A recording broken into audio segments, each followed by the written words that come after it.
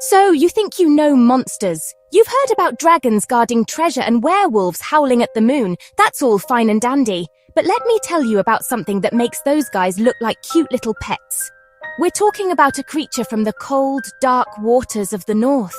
A monster so huge it could be mistaken for an island. This is the Kraken, the original sea giant from Norse mythology. It wasn't just a big squid, it was big squid. Imagine a beast with tentacles long enough to wrap around an entire ship and pull it down into the crushing blackness of the deep sea. That's the kind of nightmare fuel we're dealing with here. The Kraken wasn't born in a Hollywood special effects studio. Its legend bubbled up from the fears of ancient sailors. Think about it.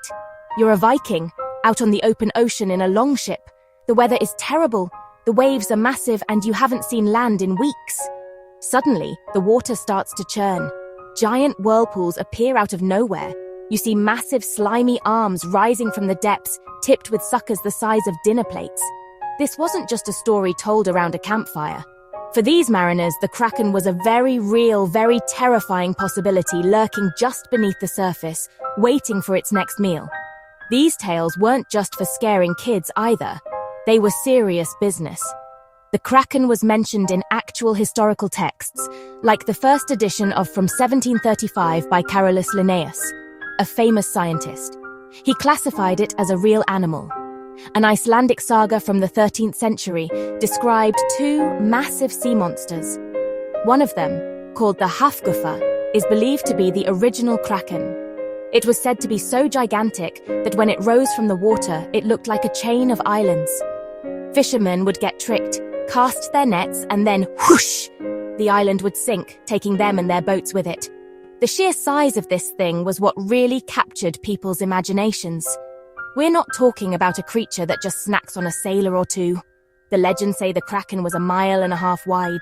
When it came up for a snack, the disturbance it created would form a massive whirlpool, a vortex of doom that could suck down anything nearby. And the fun didn't stop there.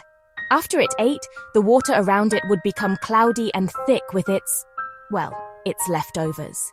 This actually attracted huge schools of fish, which brave, or maybe just foolish fishermen would try to catch, risking it all for a big haul before the monster decided it was hungry again. For sailors crossing the unforgiving North Atlantic, the ocean was already a scary place. They faced storms, rogue waves, and the constant fear of getting lost. The Kraken was the physical form of all those fears rolled into one giant tentacled package. It represented the unknown, the terrifying power of the sea that could swallow you whole without a second thought. Every strange ripple on the water, every unexplained whirlpool, every shadow that flickered in the deep could be the Kraken. These stories weren't just stories, they were warnings. They reminded sailors that they were tiny, fragile beings in a world that was vast, ancient, and not always friendly. These tales traveled from port to port, growing bigger and more terrifying with each telling.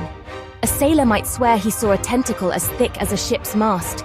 Another would claim his friend's boat was dragged under by the beast. The stories created a shared culture of fear and respect for the ocean. The Kraken became a boogeyman for seafaring folk. It wasn't just about a monster, it was about survival. Sailors would develop superstitions and rituals, hoping to appease the great beast or avoid its hunting grounds. They would look for signs like an unusual abundance of fish, which could mean the Kraken was feeding below. Erik Pontoppidan, a bishop from Bergen, Norway, wrote about the Kraken in great detail in his book, in 1752. He described it as incontestably the largest sea monster in the world. According to him, the creature's back was so enormous that it appeared to be a floating island. He said young Krakens were sometimes mistaken for smaller islands until they moved. His accounts, presented as scientific fact, were hugely influential. They made the Kraken seem less like a myth and more like a real documented creature. People started believing that this colossal beast was truly out there, a king ruling the dark abyss. Imagine the psychological effect this had. You're on a long voyage, weeks from home.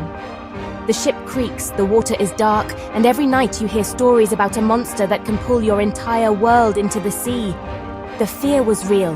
The Kraken became a symbol of nature's uncontrollable and often destructive power. It was a reminder that no matter how strong your ship was or how skilled your captain, the ocean held secrets and dangers far beyond human understanding. It was the ultimate monster, because it came from the one place on Earth that was, and still is, largely unexplored: the deep sea. So, was there really a monster the size of an island out there? Probably not. Sorry to burst your bubble. But the myth didn't come from nothing. Most scientists now believe that the Kraken legend was inspired by a very real and very freaky animal: the giant squid. For centuries, the giant squid was a creature of legend itself. People found huge tentacles washed up on shore or strange sucker marks on the bodies of whales. They knew big was down there, but no one had ever seen a live one. It was the perfect candidate for a sea monster myth. The giant squid, or can grow up to 43 feet long. That's longer than a school bus. While it's not a mile and a half wide, if you were in a small wooden boat and a 43-foot-long creature with giant eyes and massive tentacles suddenly appeared, you'd probably think it was the end of the world. It's easy to see how a real encounter with one of these creatures could be exaggerated over time. The story gets passed down, the squid gets a little bigger with each telling, and before you know it, you have a full-blown ship-sinking Kraken on your hands. The Kraken myth also taps into a deep, primal human fear. It's not just about being eaten by a big monster, it's about the fear of the unknown. The deep ocean is like outer space on our own planet. It's dark, the pressure is crushing, and we have no idea what's really living down there. The Kraken is a symbol of that abyss, and all the horrors our imagination can fill it with. It represents the idea that there are forces in the world so powerful and so alien that we can never hope to control or even understand them. It's a monster that lives in the darkest corners of our minds as much as it lives in the sea. In a way, the Kraken is the ultimate symbol of the ocean's mystery. It's a physical manifestation of everything we don't know about the world beneath the waves. Even today, with all our submarines and deep-sea cameras, we've only explored a tiny fraction of the ocean floor. Who's to say what other colossal creatures might be lurking in the trenches, far from human eyes? The Kraken myth persists because that sense of wonder and terror is still with us. It reminds us that our world is still full of secrets, and some of them might just have tentacles. The Kraken might have started as a Norse legend, but it sure didn't stay there. This monster has some serious staying power. It has crawled its way out of old sea charts and into modern culture. Just look at literature. In 1830, the poet Alfred Tennyson wrote a famous sonnet called The Kraken, describing the beast sleeping in the abyss, waiting for the end of the world. And who can forget Jules Verne's classic novel? Captain Nemo and his crew have an epic battle with a giant squid, a scene that brought the terror of the Kraken to a whole new generation of readers. Of course, Hollywood loves a good monster, and the Kraken is a superstar. It made a huge splash, literally, in movies like both the original and the remake. In those films, the famous line, "Release the Kraken," became an instant classic, a command to unleash ultimate destruction. The Kraken also appeared in the movies, where it served as the terrifying pet of the ghostly Davy Jones. This version was a true ship-eater, a maelstrom of tentacles and teeth that made it one of the most memorable movie monsters ever. The Kraken isn't just a movie star, it's a big deal in the world of video games too. Gamers have battled the beast in titles like, where you have to fight off its massive tentacles to save your ship and your treasure. It shows up in fantasy games and strategy games, often as a powerful boss that players have to defeat.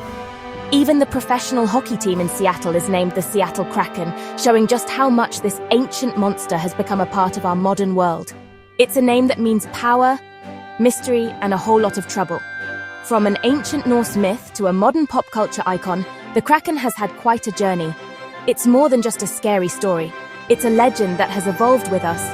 It reflects our timeless fascination with the sea and our fear of what lies beneath.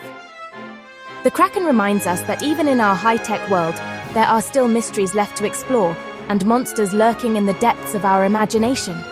Whether it's a real giant squid or a mythical beast, the Kraken continues to hold a powerful grip on us, proving that a good monster story never truly dies. It just waits in the deep for its next chance to rise.